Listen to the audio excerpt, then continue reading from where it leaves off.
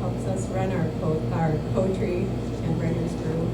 I'm just going to read off the back of his book here. Fred Gerhard's poems have appeared in numerous magazines and anthologies. He's one of the 2023 winners of Poetry in the Pines, an editor for Club and Quills, and for Smoky Quartz, and one of the founders of Udon's Writers Group. So,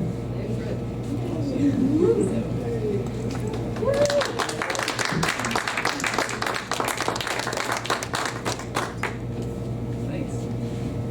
Wow, there's people here. This is really cool. I thought, I'm going to do this. Is anybody going to show up? This is fantastic. So, my first full-length poetry book is this book, and I'm going to talk about it. It's kind of my story. It really is, as a person and as a writer. So, I'm going to read poems which tell a story. So, just to start off, just to talk about poetry, I guess. I started writing poetry in the late 1970s, and I was basically just writing for myself, writing in journals. And I got a handful of poems published in the 80s, a few in the 90s. I really wasn't trying to do much with it.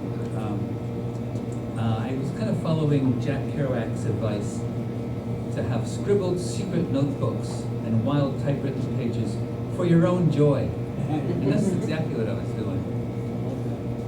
So then in 2016, for no particular reason, maybe because I was getting older and because I moved to this town, I decided I really wanted to take writing more seriously. So I thought I need to learn about this stuff. And so I was looking for an online course, and I found the Billy Collins Masterclass in Writing Poetry. So for $90, you get 12 lessons from Billy Collins. And it was life-changing. It was fantastic. It made me really look at what I'm doing and how I'm writing, how I'm revising. At the time, I had one writer friend, and this writer friend wrote letters with me, and we would talk on video chat and stuff.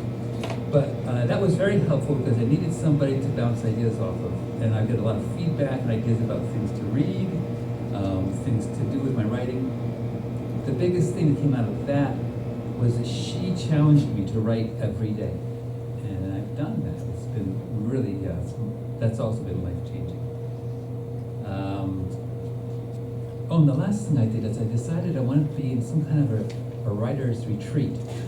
And luckily, my friend Barbara Morrison, who's a poet up in Vermont, was starting a writer's retreat the very next year at a place where she and I had both worked. So I went there, and it gave me the experience of being with other writers in a community, being less afraid of doing that, and actually being okay with having my poetry taken apart, reassembled, really worked over. That was so good for me. So I'm going to talk about what happened next. So it's basically, I wanted to submit poems, and then the pandemic happened. That was like perfect timing. So there's three things I did to submit poems. One was I would just take a look at the poems I had, look at the theme of the poem, and Google that word like dance or trees or whatever it was, and poetry submissions. And up comes a list of magazines who may or may not have an interest in my poem. I also got a lot of traction out of Facebook. Facebook has all these groups that basically are calls for writers. And if you go to the Facebook main page there, at the top, a little search thing, if you search for calls for poetry, about 5 different groups will come right up. My favorite one is one called No Fee Calls for Poems. So you don't have to pay a thing. You send your stuff off to the magazines. If they like it, they take it. And then the last thing I did was I went through the books of my hero poets, the people I really liked, the contemporary ones, like Jane Hirschfield and Thomas Lux and Billy Collins. And if you look in their book, in the back of the book or in the front, they would have an acknowledgments section where they would just say, these poems were published here and here and here and here. So I made a little list of those places. And I thought, I'll send my poems out to those places. So what I ended up doing then was collecting a lot of rejection letters. part of the game. That's part of what you do. And occasionally some things got published.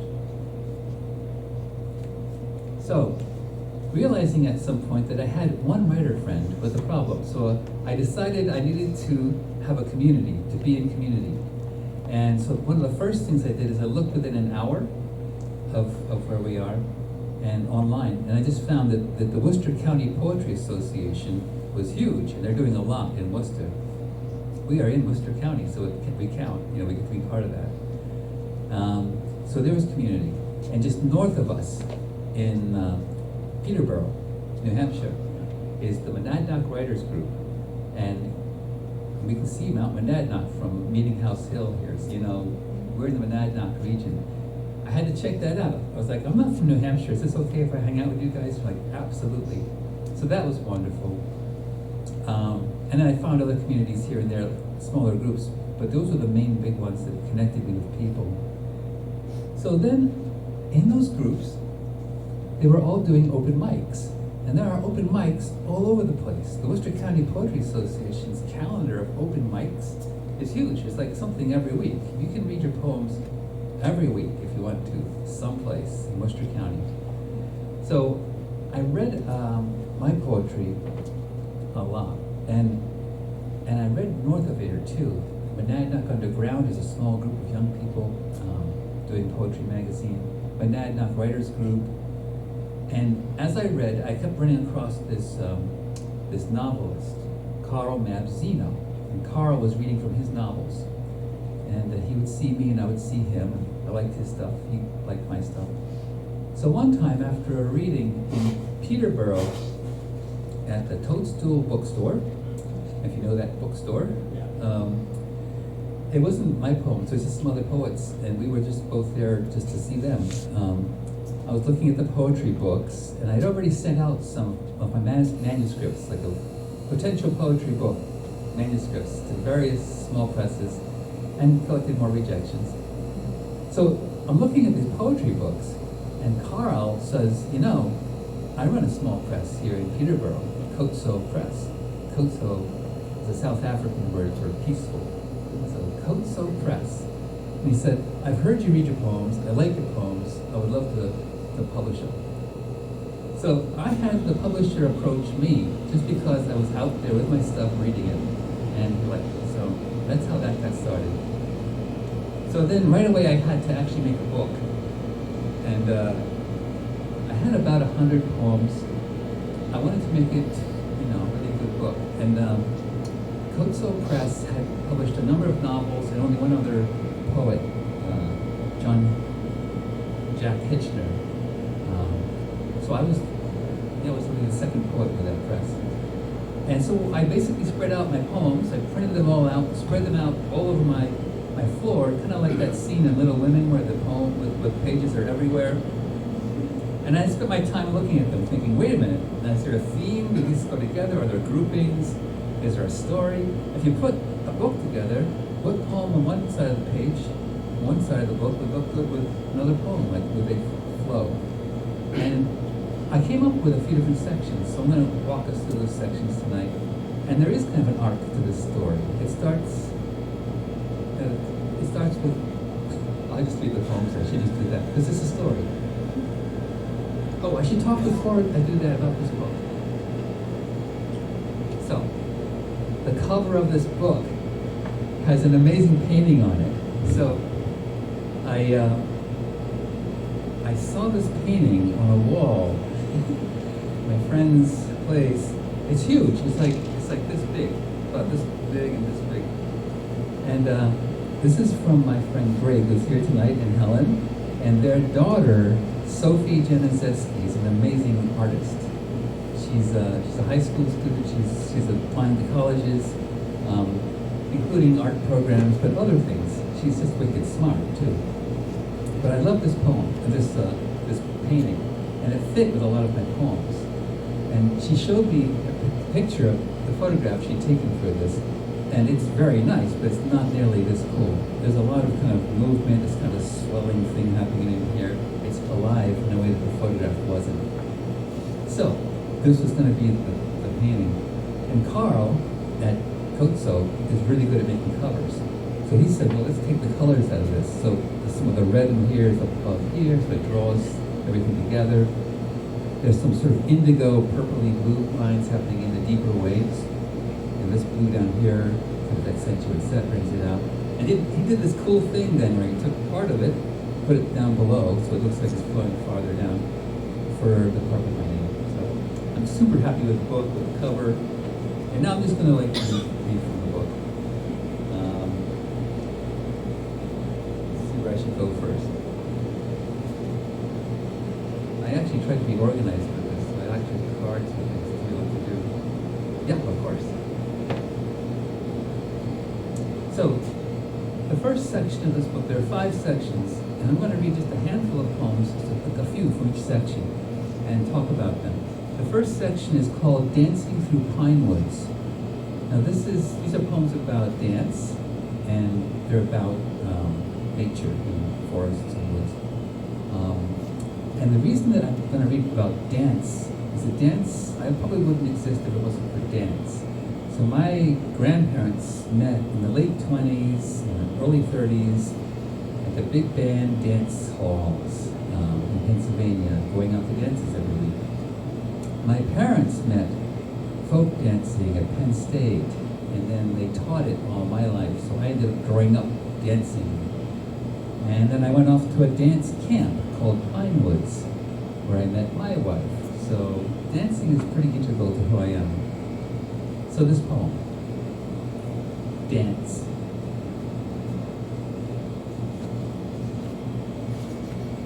I should wear my glasses for this, right? This is the part where I have to actually read. Dance. To dance. To learn. Lifted up into the circle by the hands that first lifted you up into life. Family became dance, and dance extended to all the world, willing a smile, a hand, a goodwill to turn together. So that poem was published under the name Edgar R.F. Hurd, which is an anagram of my name. I'm also a psychologist, and at the time I was still uncertain of myself, and I was a little bit worried about what would happen if my clients knew I wrote poems. And so I've gotten over that, but there are a number of poems out there under the name Edgar R.F. Hurd. Edgar has retired. So I'm going to read you the poem that the title for this book comes from. This I wrote in the 1980s, so I was a young guy. On the surface. The picnic friend who rides with you asks on a nameless pond of anonymous water who you are. The spring, the rain, and the dew which her fingers pursue become your memories in a conversation of rippled scents drifting to hello. Farewell comes as soon in the heavy lagoon at the shore where the depth is the surface. Glass tears from an oar discarded you hear as they reflect not on the water. So drifting to hello. And I wanted to use that line because I feel like these poems have been drifting for a long time with not much happening with them. And now they're finally arrived. So the poems are here to say hello. Also, I've been drifting a long time with poetry, and I'm here saying hello to you tonight. So here we are. Another one from this section. This is a very short one. I've never entered contests. I don't like competition, actually, so I just stay away from contests. But the Monadnock Writers Group asked if I would submit something to this contest they do every year called Poetry in the Pines. So if your poem is one of the winners, it gets to be put on the grassy pond trail over at the Cathedral in the Pines and Rinch. So at the head of that trail, the first poem you're going to run into is this poem. So I won, and I'm happy about it. I'll read it slowly. Darkening trees. The darkening trees do not argue with the light or the autumn pall, but wait, wide-leaved, for colors of fall. Before we fall in cold slumber, let me not argue your fading, but wait, open-bodied, open-palmed, darker waters waiting. Thanks. So it's a very traditional kind of poem. It has traditional meter, traditional rhyme. So I like to write different styles. I find that energizes me. So I try as many styles, as many different kinds of things as I can. So this book is full of all kinds of different styles. So let's hop into the next section of the book. The next section is A Day in June. So this is a place where I put poems which are really love poems, but also poems about sort of the seasons of spring and summer. So kind of things coming to life. And actually I will read the one called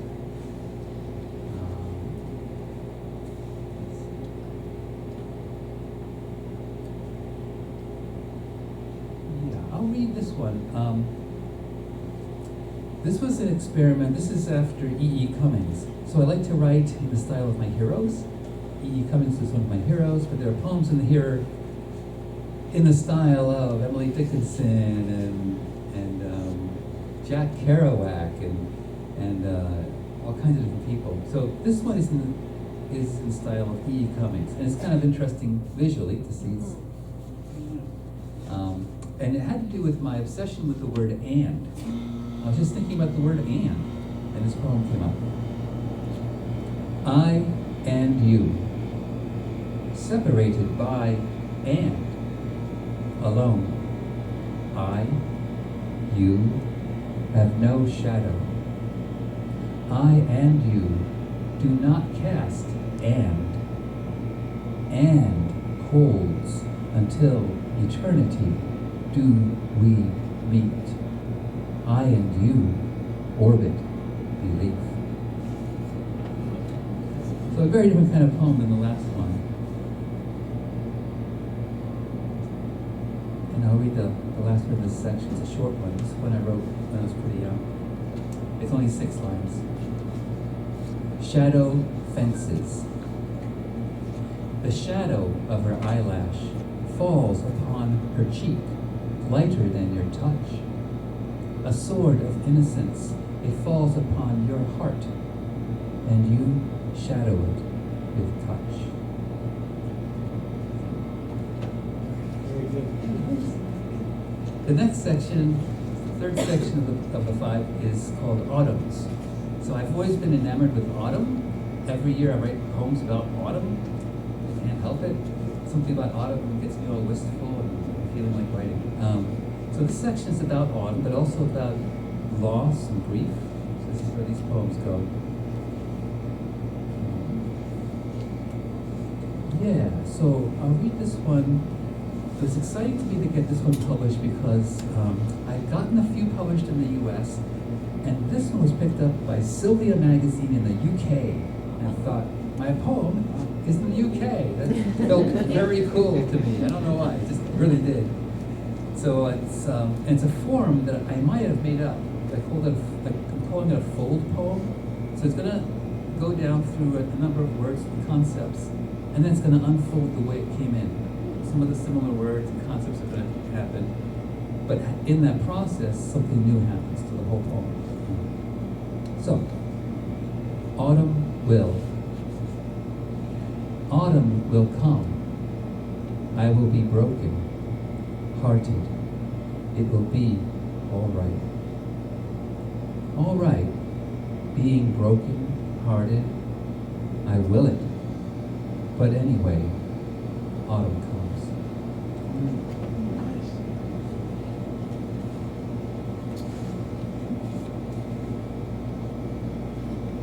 So remember what else I wanted to read from that section.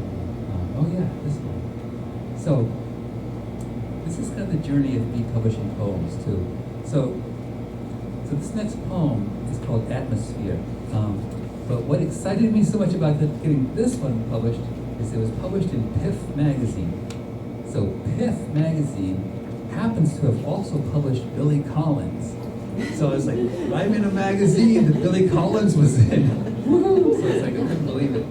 So I hit the big time there, right? So I'll read it. You might recognize some of this because I live over on Lawrence Street, and there was a lot of construction going on in Cushing, just a couple of blocks away, right? So that's in this poem as well. Atmosphere. The descending tone of a single prop rises to a steady hum, lost in atmosphere. I breathe, and again, quieter, listen. 3 notes of a truck in reverse 3 blocks away, warning transmitted even to me, the intention to go back through blind spots. The first sounds of an SOS, injury is possible. Listening for what lifts off from the ground or rolls back heavy as time under the wheel. There's much more I do not hear. My breath repeating. Squirrel talons down walnut bark. Oak leaf scuffling over fallen copper comrades to no avail. Catching the momentary lift that slid the glinting plane out of view. Carried the warning thrice intoned. Glancing to the courtyard, I forgot to mention the breath I held, listening for you.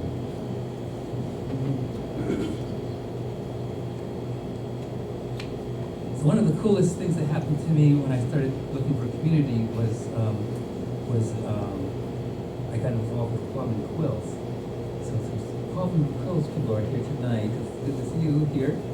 And so the next one I'm going to read is a sonnet. I like to write sonnets, but this is the only sonnet in the book. I really wanted to write a sonnet that didn't just sort of stop at the end of each line. It would flow, continue, it have more life to it than that. So this one got published in an anthology by Club and Quills. It's called Arroyo. So an arroyo is a river or a stream that can suddenly disappear or suddenly appear. They're more common out in Arizona, out west. So, arroyo. Catkins are red on last year's dead, dried leaves, where we walked their crimson carpeted path only a season before the year cleaved vermilion streams to where a river swath ran full and wild and sang in each of us, and down the red trails I wander for you, knowing you must follow a scarlet loss, with fluttering calls like a cardinal who is listening to a silent sunset, where embers spread and deepen to twilight. I find you no longer here in the red flow of some salty arroyo gone dry, but wander the bed of an old cracked road. You've left me for a path I cannot know. Thanks. So, the twilight, right? Sunset. Let's see what else we learned from this section.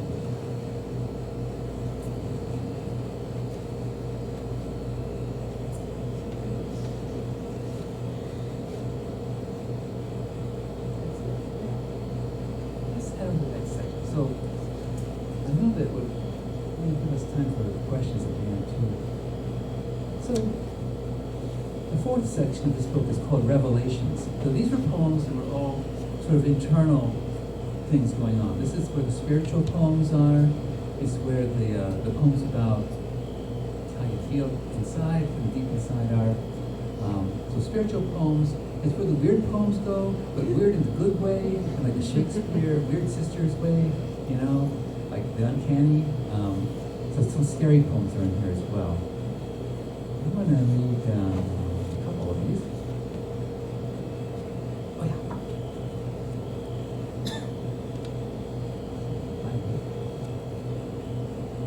Yeah. So this poem is part of my story of writing poetry because it was the first poem that I ever noticed was being shared around on social media. that I published this thing in the Amethyst Review, Amethyst Journal. Anyway, I noticed that people were sharing it on Facebook and places. I thought, well, that's pretty cool. My poem has a life of its own I don't know anything about. This one's called The Way. You'd think I was crazy if I told you I saw God once, so I won't. But I sought Jesus, who was the way, and made me examine what being and weighing might imply, and Buddha, who showed a way, only to be deified, and Tao, ever the way. Every night I empty these from my head. As a small child, I dreamt a sky-high figure soaring black and white, and it rumbled, and I knew. Working in the Holyoke projects, I saw a small girl with carefully braided hair riding her daddy's tan shoulders, laughing, and I saw. One summer, entering a Quaker silence, another room opened in me, more silent and warm, where a light reached down from behind and held me like a child in arms of light, and I felt. To say that I saw God once is a lie. Here, in me, I cannot unsee God or the way of God.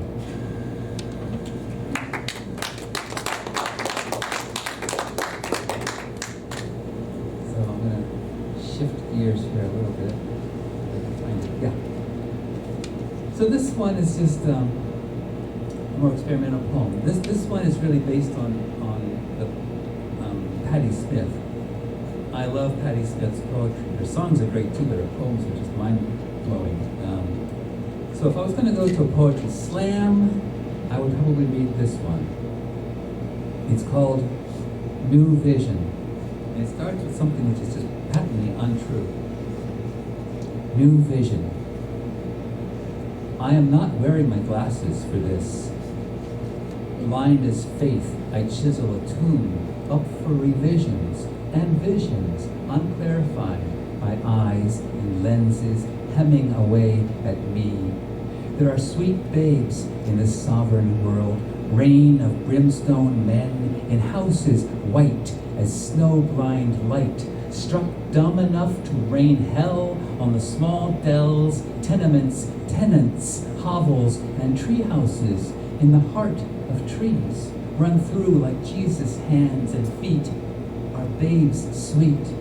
The only thing left in split heartwood scent, and I defend them with sword or word or mightier tears, amplified lines from bards gone deep, deeper than my heart would or could follow.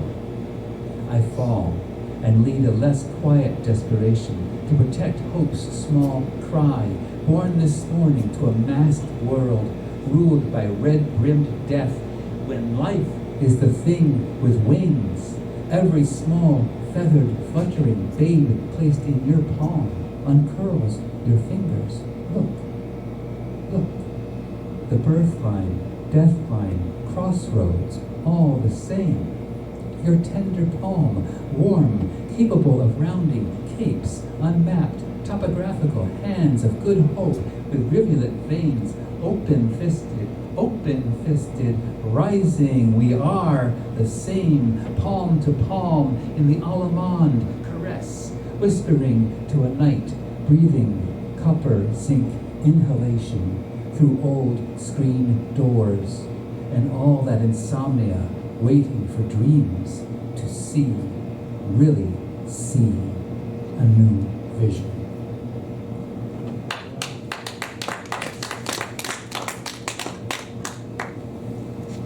The last one I read in this section was for a friend of mine who died. He was a really close friend of mine all through high school and junior high school, all my life. It's also an ekphrastic poem. This is a poem in response to two sculptures. So one of the things that writing a bunch of ekphrastic poetry, so poetry based on art, ekphrastic poetry. I have a bunch of those types of poems in this book. So this book also has a notes section in the back. And some people put notes sections in their poetry books. Simon does that in his book. And I wanted to make sure the artists got recognized. So if you go to the back of this book, on page 107, it says, Uncoiling was inspired by the sculptures Continuous Line 1 and Continuous Line 2 by Kelly Goff, and is dedicated in loving memory to Steve Schwartz. So I'll read it. Uncoiling for Steve.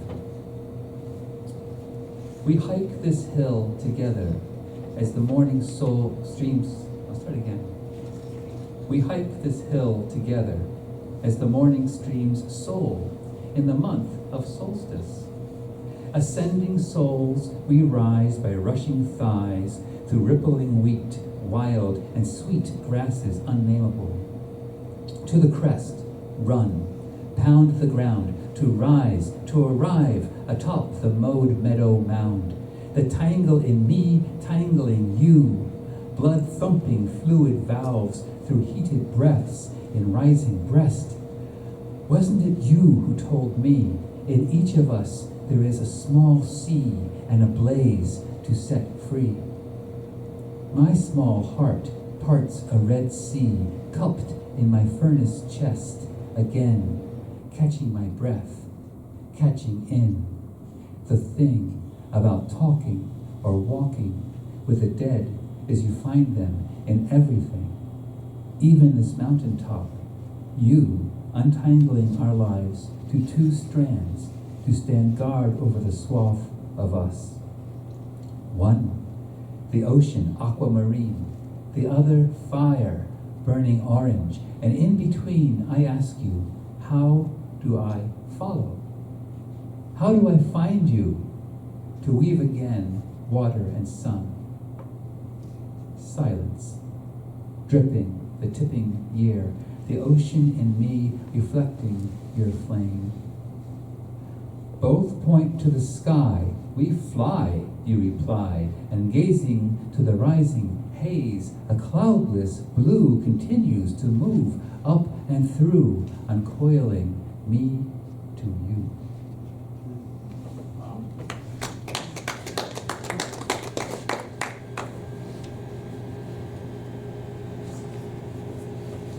Okay, we're at the last section of the book, which is called Returning Home.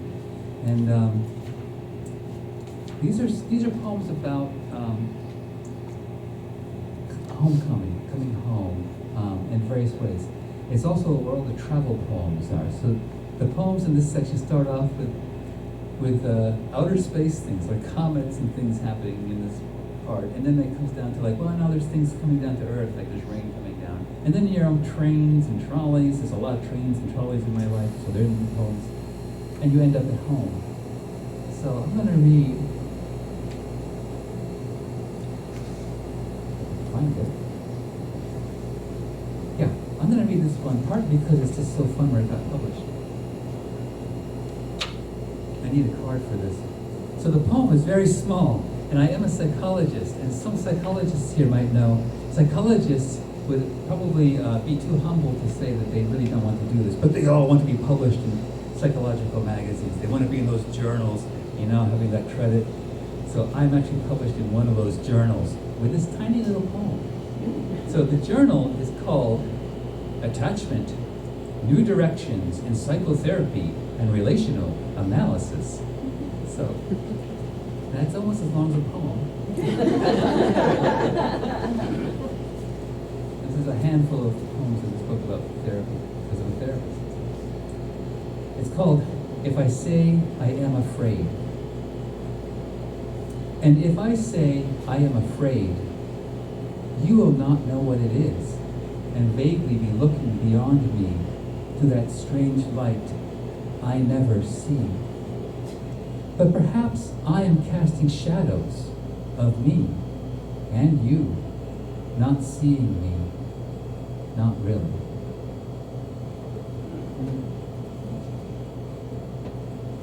So, one of the lucky things about my poems and this book is that I wrote some funny ones. So I didn't know this until I was doing open mics and going out places, that it really pays to have some funny poems. You want to have some funny poems. People read the heartfelt ones, they read the dark ones, they read the gross ones. And then, you know, once in a while somebody pops up with a really hilarious poem, a funny poem. So there are 4 funny poems in this book. So I will read one of these. This is also one of the Ashburnham poems. So I have basically really taken poetic license with history here in town. There was such an accident here in town many years ago, but I have changed some of the details to make it a better poem. I'll just read the poem. Altered State. The day you drove the steam engine through the back wall of the engine house on Central Street and precariously up the grassy hill toward Freddie Green's barn without the aid of track, bricks popping out of place, rear wall exploding where you plowed a magnificent hole. The engine house did not fall. The other engine, the POETiCA, was unperturbed. Neighbors wanted their pictures taken next to the spectacle of the wreck. Everyone under the sun came out to gawk and talk and consider the weight of these things, how to move them, get back on track. It was the first day of your sobriety and your last day on the Ashburnham Railroad. But the railroad's gone now. The engine house disappeared over years like coal smoke and cinders to the sky. And you're still sober. All right, I'll read the last poem in the book. So this is a poem for my wife.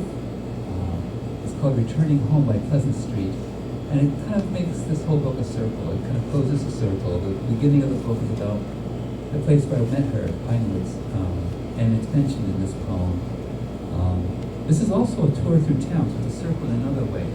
That we are on Chapel Street here and Main Street, and there's a 3-mile walk, more or less, like a 5K, which I often will walk or run sometimes. If you go up to the top of Meeting House Hill, and from there right down to Central Street by the post office, and go a little farther than that, take the old rail trail back up to Central Street, and then you can come back on Pleasant Street right past Cushing, and you've made the circle of the loop. So I will read this poem and give you a tour. Oh, on the way down from Meeting House Hill to Central Street, there's a farm called Greasy Hill Farm, and they often put things out for free. They have a sign painted that says free, and underneath this are all these things. But when everything's taken, what's left is a sign and the meadow, and it says free, and you see the meadow. So that's all there is there. All right. Returning Home by Pleasant Street. It starts with a quote. Well, they are gone, and here I must remain. Samuel Taylor Coleridge. Well, it's summer. Well, it's morning. Well, it is by the ogive window of our cottage. The haze-thick sky shrouds my shoulders, neck, eyes, searching it through for hints of blue to come. In humid languor, I relent. Lover, you have me at my ease. Though they pave Pleasant Street, and the birds chirrup and call for all their small-throated hearts, a distant piano repeats pensive refrains again, Schumann, being learned in the heart and fingers of the soul I know best, the one who lives the other half of this romantic cottagery. I loved you from the first hot summer before the pinewood glade, and love has carried us to this dreamy day, a block from Pleasant Street, and its heat repaved. The calm air cooled, pretends a breeze. Morning light defines some color in a brighter mood. Even the haze lets down its guard to a fathomless deep eternity over our street. We might stroll together, hand in hand, as we often do, to Chapel Street, Meeting House Hill, and down along the free meadow fields to the Central Way. Yet our laughter and animated talk flashes best for me as we return home by Pleasant Street. Nice. Thank you so much. I really enjoyed reading this stuff. Thanks for indulging me with the journey of my poetry. Other questions? I'm happy to talk about anything in this book. We have a few minutes before the open mic at 7. Any questions? Yes? How long does it take you to write a poem? I know some are short, some are long, but Yeah. how long do you mull these words over until you feel like it's finished? Is it Yeah. different for That's, every poem? I think it's different for different poems. So I do write every day. I try to write every day.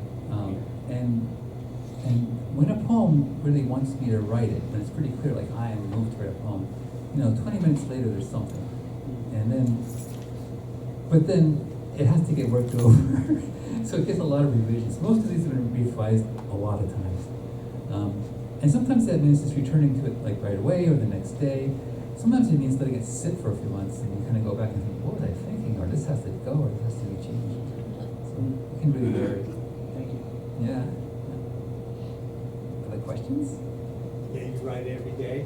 I write every day. All right, Yeah. so is it right when you get, like, I write poetry. Yeah. Yeah. It's when it's always in the back of my mind, Yes. always. Yeah. And, Yeah. Yeah. It has moments where it flows and you get like a stanza or something. Yeah. And then it's a struggle. It feels like you're a coal miner and you're really Yeah. working on it, banging away at the wall, trying to Yeah. get something and nothing's happening. Yeah.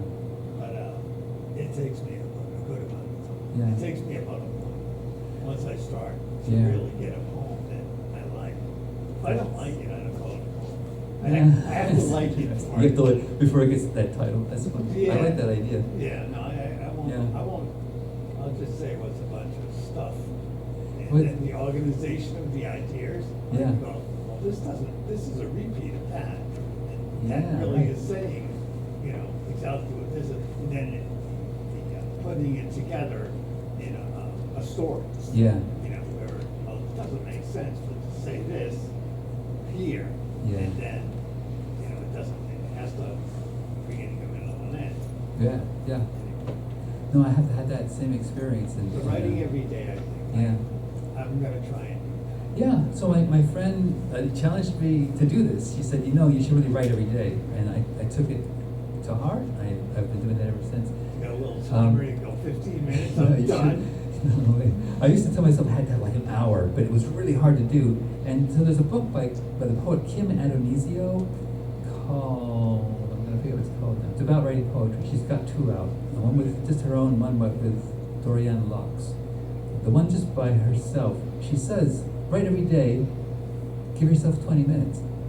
And if you're going to go longer, if the poem insists you go longer, you will.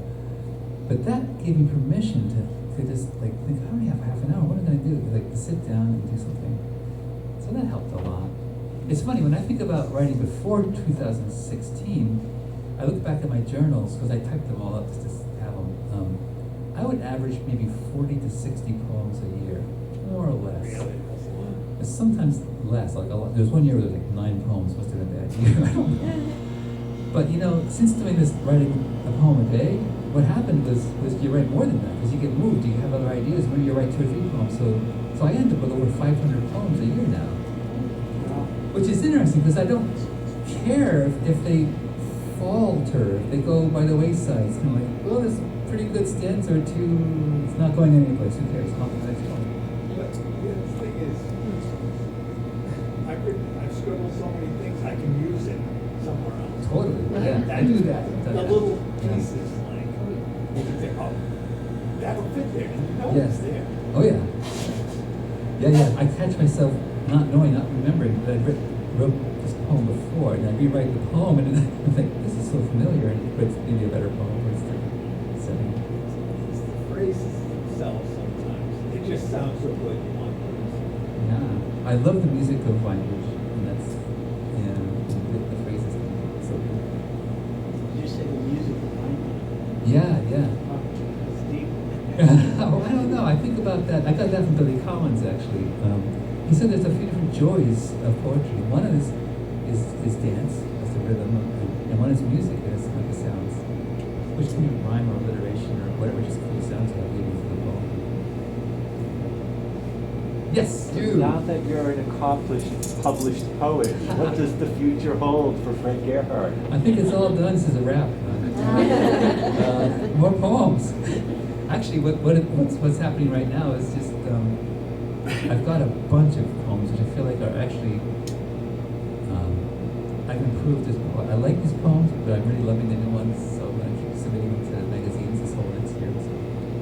And then maybe in a year or two, there'll be another book. I don't know. We'll see. One of the cool things I should mention that when I talk about community here, I forgot to mention our group, is that we made a community here. So this new Dawn Writers Group is here. So myself and Kevin, who has COVID tonight, who's not here, and Melissa in the back, the three of us got together and made a writers group. So that has been so inspiring for me. So even if I have a bad day, I'm not going to write a thing. I know I'm going to end up at the writers group on a Tuesday night, and something will get written.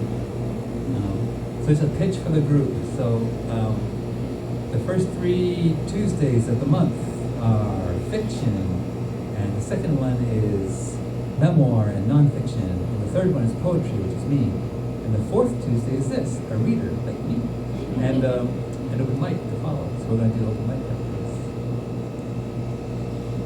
Any other questions? Abby?